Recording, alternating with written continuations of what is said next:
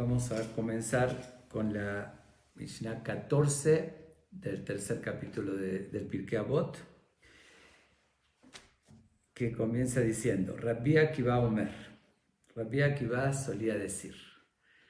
En esta ocasión vamos a hablar sobre Rabbi Akiva, pero sobre Rabbi Akiva no vamos a poder abarcar incluso la parte medular de su historia. Es algo impresionante. Ahora sí, Rabbi Akiva podemos clasificarlo como gigante entre los gigantes. Todos. Yo creo que no hay una persona que no haya oído hablar de Rabbi Akiva. Fue de verdad, de los grandes maestros. Después vamos a leer 3 Mishnayot más que la siguió diciendo él. Entonces vamos a separar, a dividir la historia de él en 4 partes para que podamos abarcar por lo menos algo de él. Hoy justamente no puedo extenderme porque tengo otro compromiso del prematrimonial, entonces voy a tratar de hacerlo más corto, pero vamos a tener que hablar algo de la historia de Rabbi Akiva.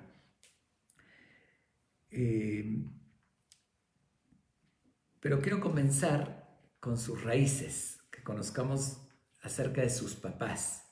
Antes de hablar de él, yo creo que la mayoría conocen la historia conocida que se casó con Rachel, que a los 40 años se comenzó a estudiar, etc. Pero yo creo que esta parte también de la historia es muy poco conocida o casi nada, de quién era su papá y qué pasó con él. Es una historia realmente, ¿cómo decirlo? Novelística, ¿no? Es una historia impresionante, pero vamos a ver quién fue su papá. Él se llamaba Akiva ben Yosef, Akiva hijo de Yosef, pero su papá no era judío, su papá fue converso. Y vamos a ver en qué condiciones, cómo conoció a su mamá y cómo nace Rabbi Akiva. Fue una época, como ya lo habíamos mencionado, fue después de la destrucción del templo, que ya vimos varias veces las maldades que hacían los romanos. Eran a veces masacres, malicias, leyes crueles en todos los aspectos, desde la forma que destruyeron el templo, que fue algo, masacraron a la gente. Y toda esa época, cada ratito era una nueva ley tan fuerte, negativa.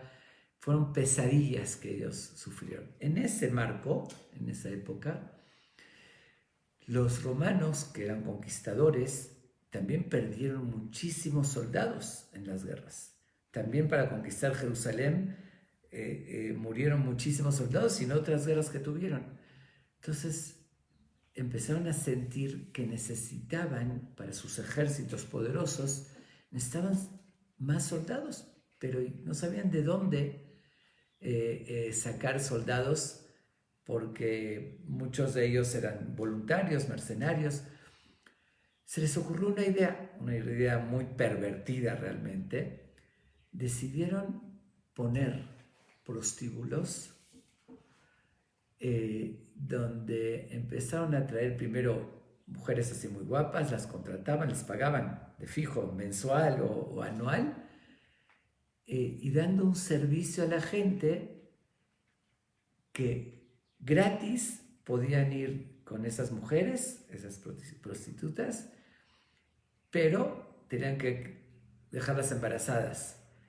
Y después a esos niños los llevaba el gobierno y los entrenaban desde pequeños para entrenarnos a ser buenos soldados. Una idea, como dije, totalmente extraña y pervertida, ¿no?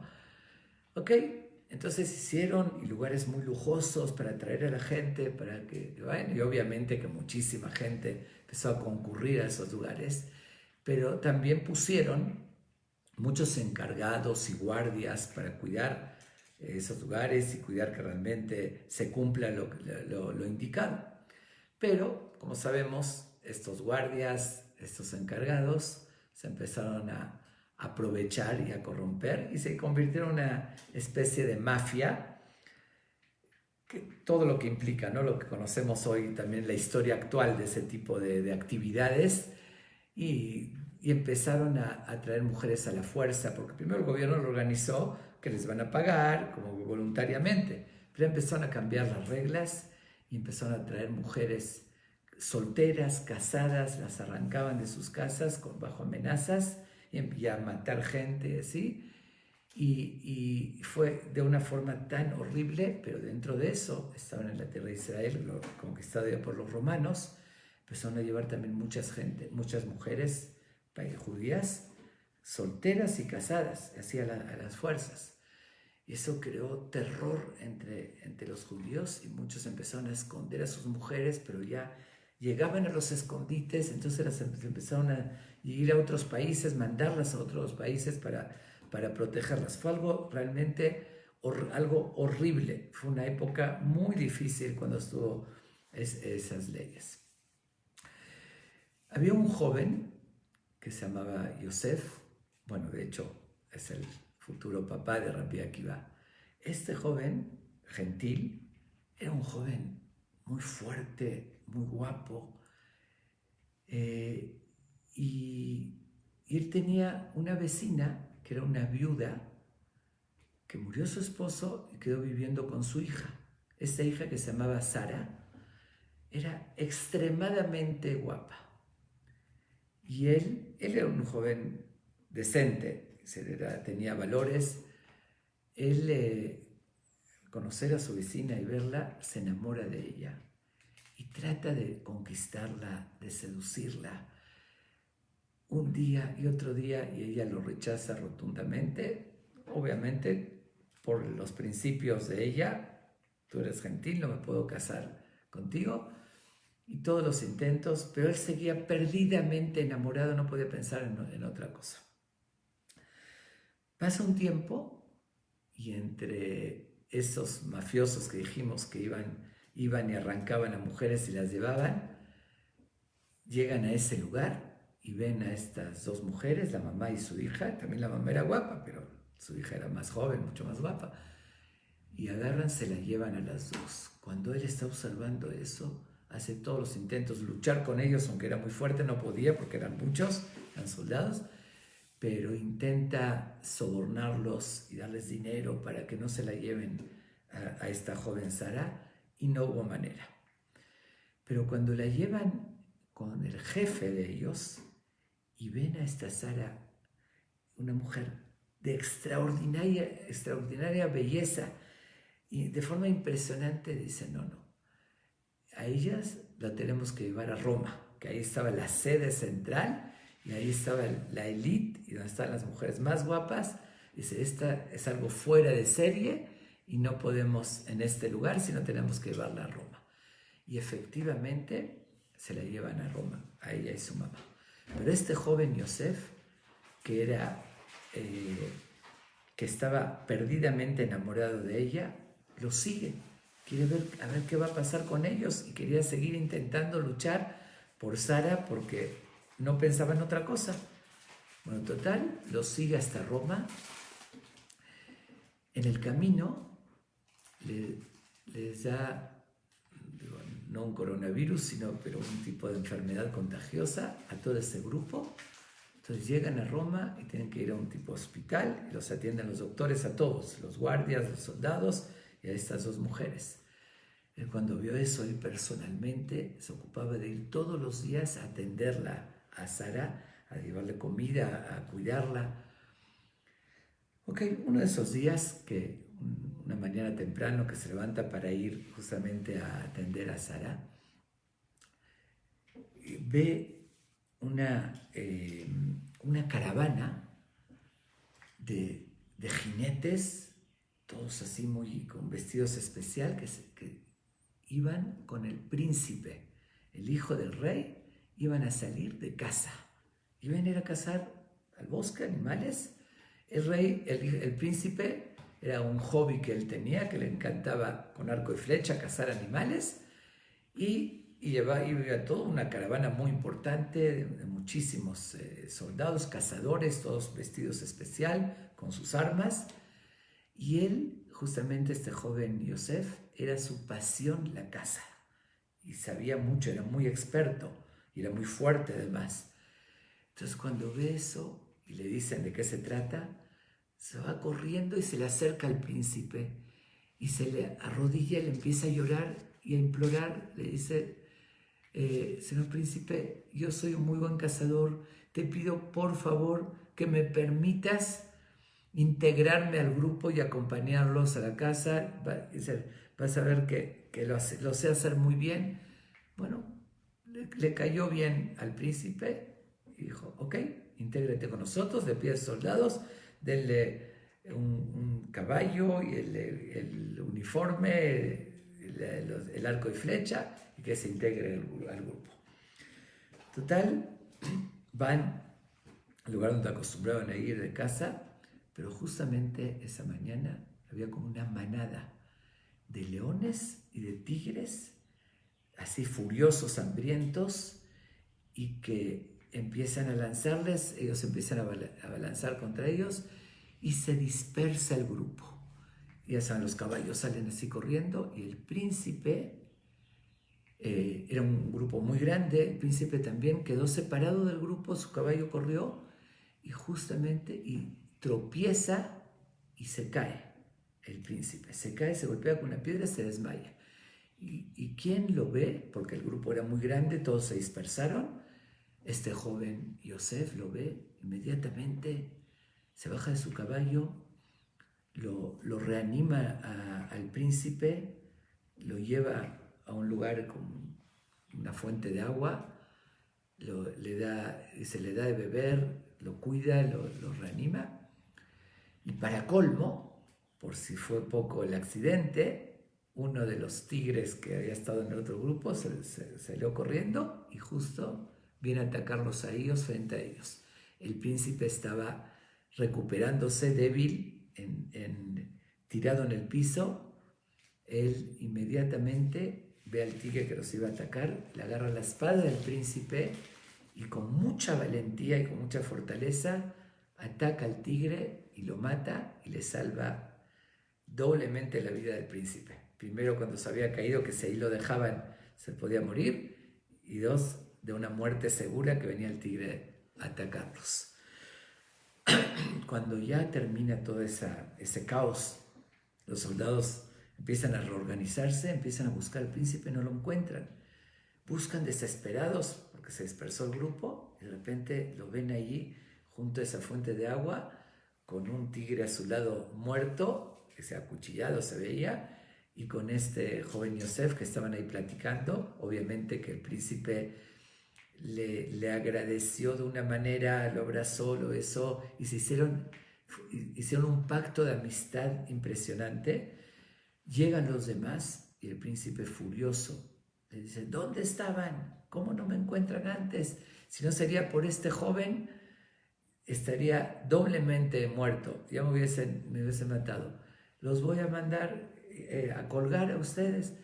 Bueno, todos se empezaron a pedir perdón, pero él mismo, que era tan bondadoso, este Yosef, le pide al príncipe, no, perdónalos, fue un caos. Bueno, ok, los perdona. Van todo el grupo, regresan con el rey. El príncipe le cuenta a sus papás cómo le salvó la vida a este joven de forma heroica, y dice, gracias a él está con vida. Y obviamente se pueden imaginar la alegría de los papás, hacen una fiesta, lo premian, le dan de todo. Y él, practicando con el príncipe, le dice el príncipe, oye, le pregunta acerca de él, si era soltero o casado. Le dice, soltero. Le dice, escoge quien tú pidas, la hija de los ministros del más alto nivel, y lo que tú pidas te vamos a conceder. Entonces él le confiesa, él le dice a este príncipe, te tengo que abrir mi corazón y contar mis secretos. Le dice, yo llegué aquí porque me enamoré de una joven judía y que justamente la trajeron aquí, le contó la historia, como prisionera para llevarla a prostituirse. Y le dice, vine para ver qué podía hacer por ella. Y la verdad que mi corazón no pienso en otra más que en ella, y te pido, ya que te salvé la vida, que me ayudes a rescatarla, porque ahorita está enferma, y ahorita que se cure, se está recuperando, se la van a llevar secuestrada, se la van a llevar hacia un lugar horrible contra su voluntad, que está llorando ella día y noche por lo que le están haciendo. Entonces el príncipe le dice, bueno, pero tú, que eres un joven tan valiente, eres guapo, fuerte, me salvaste la vida, te puedo dar todo, ¿te vas a casar con cualquiera? Primero, tengo que ver si sería digna de ti. Bueno, la lleva con él, la hace conocer y habla un poquito con ella. Además de guapísima, era muy inteligente, muy sabia. Cuando ve eso le dice, absolutamente, sabes lo que estás buscando y sabes escoger. Estoy de acuerdo que una persona como tú es digno de casarse con alguien con ella. Bueno, total, el príncipe los rescata, los lleva a ellas, a la mamá y a la hija con sus papás, y le cuenta la historia, se los presenta. El rey obviamente que los felicita y ella empieza a platicar con la reina también se entusiasma mucho que su novio le salvó la vida de su hijo, y también le dio regalos y demás, y ahí se dio cuenta, la mamá y la hija, dijo, es un momento apropiado, ya que tuve ahorita la gracia de los reyes, para ahora sí pedir por lo que está pasando tan duro para nuestro pueblo. Entonces se pone ella a llorar desconsoladamente, le dice, ¿por qué lloras? Ya te rescatamos, ya tienes un joven tan valiente. Le dice, sí, pero estoy viendo lo que está pasando, le cuenta en Israel, que ya conquistado por los romanos. Se están llevando a mujeres contra su voluntad, mujeres recién casadas, arrancándolas de sus esposos. Es una tragedia. Se la pasan llorando, les pegan, las maltratan, las llevan así, las obligan a prostituirse. La reina, cuando la ve así llorando, que le salía de corazón, le llega totalmente al corazón, le pide al rey que quite ese decreto. El rey escribe inmediatamente una carta, están tan agradecidos con él, con el joven que le salvó la vida. Al príncipe escribe una carta donde prohíbe terminantemente, pide que regresen a todas esas mujeres a sus hogares, y prohíbe terminantemente llevar a cualquier mujer judía, que sabía que su religión se lo prohibía, y además saca también que a cualquier mujer contra su voluntad. Y si había alguien contra su voluntad, que la regresen. Incluso, dice, si alguien fue voluntariamente, después se arrepiente, también que le permitan regresar, como era la idea original. Cuando ya regresan a Israel, con regalos y honores que les dio el rey, Yosef, con Sara, la joven, y su mamá, y les dan la noticia a sus hermanos que quitaron ese decreto, fue una alegría indescriptible, porque sufrieron tanto con ese decreto tan fuerte. Bueno, cuando ya pasó todo eso, entonces llega Yosef a Sara y le dice, bueno, ahora sí, ya la rescató, la salvó de algo absoluto, un infierno que iba a vivir. Entonces le pide que se case con él. Y él le dice, te voy a decir la verdad, estoy dispuesta a casarme contigo después de todo lo que hiciste por mí, pero no puedo ir contra mis principios, y no podría quererte y no podría aceptarte. Me salvaste de que me diera la fuerza, y tú también me vas a tomar la fuerza, a menos que te conviertas al judaísmo, dice, como correctamente, y ahí después sí me casaría contigo con todo el amor. Bueno, total, Yosef, que estaba perdidamente enamorado, decide que se va a convertir, se va a estudiar, y ¿con quién llega? Con Rabbi Dosa ben Arkinaz. Ya habíamos hablado de él, que fue un anciano que vivió varias generaciones, que él fue cuando ya era mayor, y después el hijo de Yosef, Rabbi Akiva, fue a visitarlo cuando Rabbi Akiva ya era grande.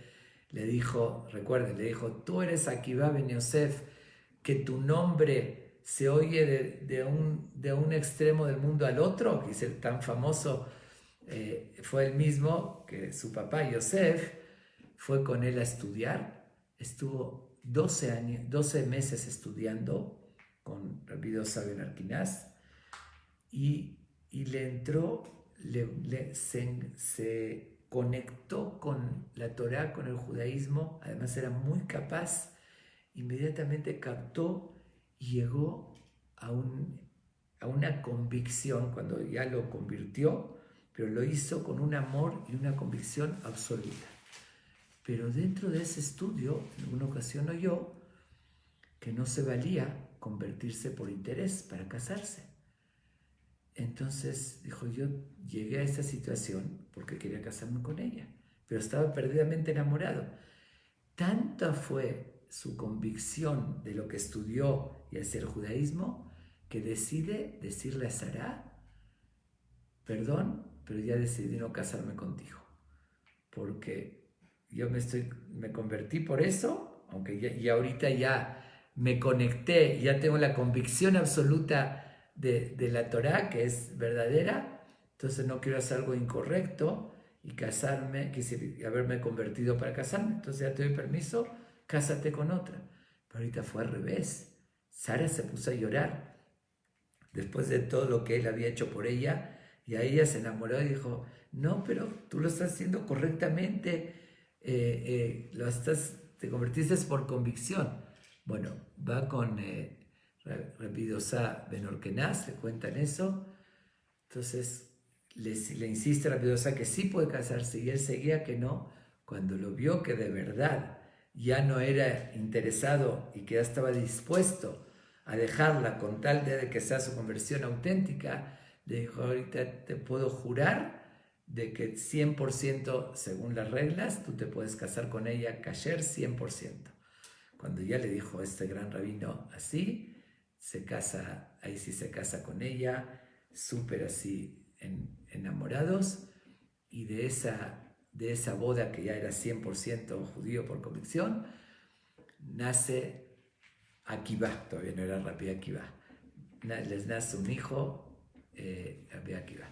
Rabbi Akiva tuvo una vida tan sufrida, llegó a ser alguien tan elevado, es una leyenda del pueblo de Israel, Rabbi Akiva, hasta hoy en día, pero también desde pequeño tuvo tanto sacrificio y tanto sufrimiento, desde pequeño hasta la forma de fallecer, que ya la vamos a ir relatando. Dice, esta historia que acabo de contar no es conocida, pero el resto, una gran parte, se conoce mucho la historia de Rabbi Akiva. Voy a contar varias anécdotas que aprendemos muchas cosas de él, de cada historia de él, de cada parte, es una enseñanza. Él fue un libro abierto, tanto en su vida, su ejemplo, cómo vivió, que nos transmitió tanto, también hasta su muerte fue una gran enseñanza. ¿Por qué digo que desde pequeño? Cuando tenía 2 años, Rabbi Akiva se enferma su mamá y se muere. Recuerden que en esa época de una enfermedad no había antibióticos, se muere cuando él tenía 2 años. Y al poco tiempo, su esposo, Yosef, Sará se llamaba su mamá, Yosef, tanta angustia, tanto luchó por ella, la quería tanto, que se muere también de la angustia. Queda a los 2 años huérfano, Rabbi Akiva.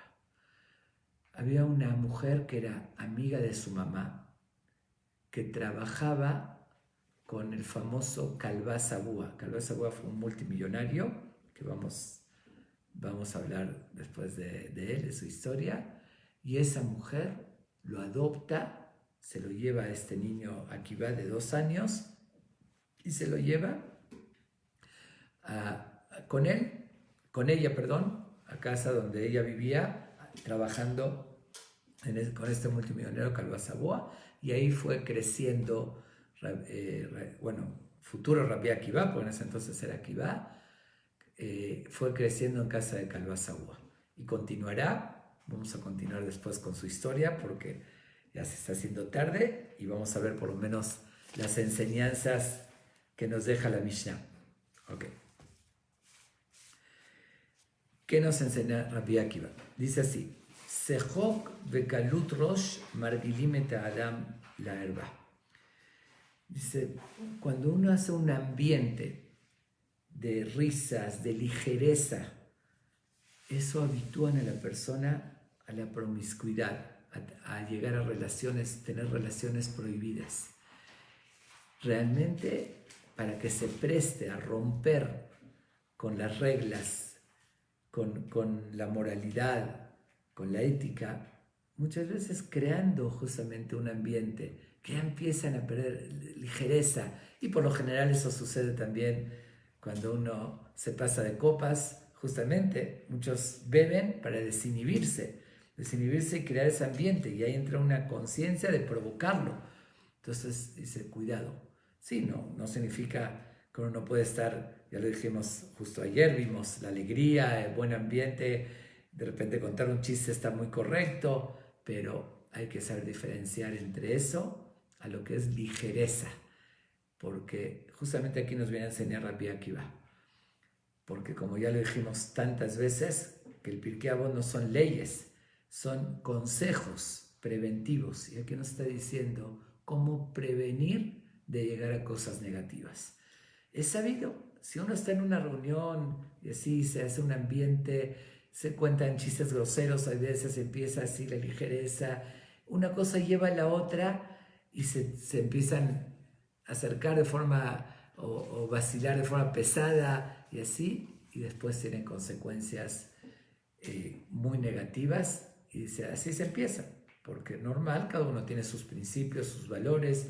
Cuando es un ambiente serio, normal, por lo general no se presta para que se den algo así, pero así comienzan. Entonces lo que nos advierte, hacer los alejamientos, cuidarse de evitar. Si ves que se está poniendo el ambiente pesado, o estás bebiendo de más y te está provocando ligereza y demás, cuidado, ahí advierte, detente y ahora sí toma las medidas requeridas para no tener consecuencias después, que a veces uno se arrepiente toda la vida, pero llega a ser tarde.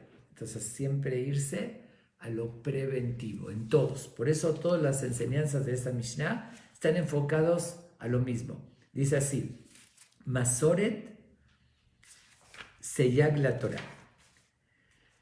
Dice, lo mismo para cuidar los preceptos de la Torah. Leímos en otra Mishnah de Asu Seyag la Torah, que uno siempre tiene que poner bardas. Es decir, conocer las debilidades que uno tiene, y cuando se pone alejamientos, eso lo protege de no llegar a caer. Y cada uno se conoce. Y dice unas cosas generales que protegen la continuidad del cumplimiento de los preceptos, de la identidad judía y demás, es justamente Masoret, la tradición. La tradición nos conecta. A veces uno dice, no es necesario, pero es la tradición, así hicieron mis papás, mis abuelitos, pero obviamente cosas que tienen sentido, fundamentadas, porque hay diferentes tradiciones en grupos, en comunidades y demás, pero reglas y también reglas que pusieron nuestros sabios como una tradición, como una práctica, una costumbre con un sentido que nos protege, que al mantener esa tradición y esas reglas de protección nos cuidan para que sigamos manteniendo la Torah. Cuando uno las empieza a romper, ya pierde su identidad y pierde su tradición, y después ya cosas importantes de la Torah ya las va dejando. Así se comienza justamente por algunos detalles no tan importantes, que son tradición, que son bardas, que son protección. Y como lo había explicado en esa Mishnah, cuando explicamos la sociedad de la Torah, que obviamente cuando ponemos una barda no puede ser al borde del precipicio. La barda se pone unos metros más adelante. ¿Por qué? Porque a veces uno puede, vamos a el clásico ejemplo, ¿no? En la carretera uno puede violar o llegar a no ver la barda Y en lo que le alcanzó a ver, si estaría al borde del precipicio, ya se cae al precipicio. Entonces, por unos metros antes, si llegó a violar la barda, todavía no cayó al precipicio. Aquí es lo mismo. Se pusieron reglas y bardas para no llegar a caer. Pero lo que sigue protegiendo nuestra identidad y el cumplimiento de la Torá y del judaísmo es justamente esas tradiciones que son tan valiosas. Digo, de eso después uno puede regresar. Uno dice, bueno, uno podría preguntarse,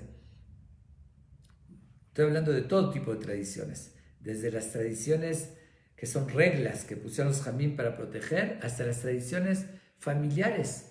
Uno dice, bueno, un ceder de Pesaj. Pues, ¿quién dice que tenemos que reunirnos toda la familia?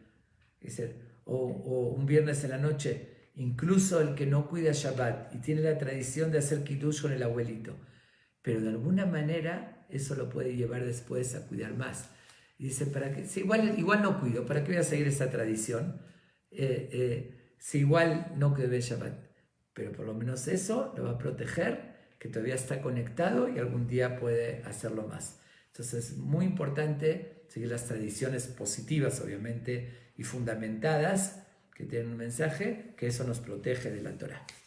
Sigue diciendo Rabbi Akiva, y como dije que hoy tengo que terminar temprano porque tengo otro compromiso, entonces vamos a limitarnos al concepto básico, a veces me extiendo un poquito más en explicarlo. Dice, Maaserot Seyag Laosher. Dice, el dar el diezmo son una valla o algo que salvaguarda la riqueza. Es al revés de lo que uno piensa. Uno dice, ¿cómo voy a gastar de mi dinero el diezmo? Si uno tiene muchísimo, dice, ¿millones voy a dar de diezmo? Así voy a perder mi fortuna, voy a perder mi riqueza. O sea, al contrario. Dice, eso es lo que lo va a proteger, eso es lo que lo va a salvaguardar. Es lo que está escrito en la Torá, que así lo explicó en el Talmud, que dice, hacerte hacer el kol tebuat zareja. Dice, sacarás el diezmo de toda la producción. En ese entonces estaba el templo y se les daba a los leviim, a los pobres, había diferentes. Pero le preguntan, ¿para qué dice hacerte hacer? Diezmarás, lo repite. Entonces dice, hay una insinuación en esas palabras. Hacer, que es saca el diezmo, te hacer, la palabra te hacer, que es saca el diezmo, se escribe con sin. Sin y shin son letras, prácticamente la misma letra, nada más que una tiene el punto en el lado izquierdo, otro en el lado derecho. Si lo ponemos de un lado es sin y de otro lado es shin. Si lo ponemos como shin es teasher, que es vas a ser rico. Entonces así lo explican, hacer que de shetitasher. Saca el diezmo para que seas rico, al revés. No pienses que eso te va a quitar tu dinero, es una protección y te lo va a proteger, es una valla, una guarda para tener más dinero. Recordemos lo que ya hablamos, que somos administradores. Dios nos dio el dinero, es una prueba para ver cómo lo administramos, para que hagamos el bien con ese dinero y que seamos generosos y ayudemos. Sigue diciendo, Nedarim Seyag la Perishut. Las promesas también es una barda para alejarse, para alguna abstinencia de no cometer un error. Obviamente que en general la Torah no recomienda prometer, de hecho dice, lindor lo la Torah advierte, dice, lo que prometes, lo que sacas, tienes que a fuerzas cumplir. Y si no estás seguro, evita prometer para no llegar a después cometer otro error grave de violar la promesa. Entonces uno tiene que evitar. Sin embargo, cuando una persona tiene una debilidad y que no sabe cómo controlarse, hay veces sí necesita hacer una promesa que eso lo va a proteger porque lo va a sentir más grave, que además de cometer el error, violar la promesa que hizo, eso lo puede proteger, pero en casos excepcionales. Normal, si no hay esa necesidad, uno no debe prometer, pero cuando ve la necesidad que nada lo puede detener de caer en un error, entonces ahí sí es una barda de la promesa. Y esto último que es tal vez lo más significativo de estas enseñanzas, Seyag la Jochma Shetika, la valla que salvaguarda la inteligencia y la sabiduría es el callarse. Suena un poquito extraño, pero ya lo habíamos hablado. ¿Se acuerdan una mishá que dijimos? Que dijo un Ham, Kol yamai gidalti ben hajamim, crecí entre los sabios, velo matzati la gufto mishetika, y no encontré para mi cuerpo algo mejor que callarme. Dice, o el famoso dicho, dice, milá besela, como dice el Talmud, una palabra puede valer una moneda y callarse vale dos, porque hay una cosa segura. Podemos decir algo, obviamente que no estamos hablando cuando uno tiene que hablar, ahorita estamos dialogando y es importante enseñar, es importante uno a sus hijos educarlos, estudiar Torah, hablar con su esposa, etc. No estamos hablando hablar de más. Cuando uno, puede ser que dijo una palabra que estuvo bien o estuvo mal, tantas cosas, todo lo que hacemos, todo lo que vivimos se mueve con la palabra. A veces uno puede decir algo que se arrepienta para toda su vida. Entonces, si pudiste decir algo correcto y valió una moneda, es un decir, ¿no? Es una metáfora. Tal vez callarte valía dos y evitarías algo que estuvo fuera de lugar. Y es el famoso dicho, callarse es seguro que es ganancia. Y además, como dice, es una demostración de inteligencia. Porque a veces el necio quiere demostrar, yo sé, y habla. El inteligente está en una reunión, dice, lo que yo quiero decir para lucirme, yo ya lo sé. Mejor aprendo de los demás, aprendo a oír, saber callarse. Además evita tantas cosas. Es el famoso dicho de Shlomo HaMelech que dice, Gam evil maharish, hacham mehashem. Incluso el necio, el tonto, si se queda callado, puede pasar por inteligente. Dice, ¿qué significa? Si llega una persona extraña a una reunión, a un lugar, están todos sentados, él está en su esquina y se queda callado. Nadie lo conoce. Uno podría pensar, tal vez una persona centrada, no habla de más, realmente como es una señal de una persona inteligente. Es inteligente. Pero si esta persona realmente no lo es, en el momento que abre la boca y empieza a hablar, ahí todos se van a dar cuenta que es necio, que es ignorante. Pero incluso el ignorante, si se calla, puede pasar por sabio. Pero en general, el consejo más significativo, cuando no es necesario, quédate callado.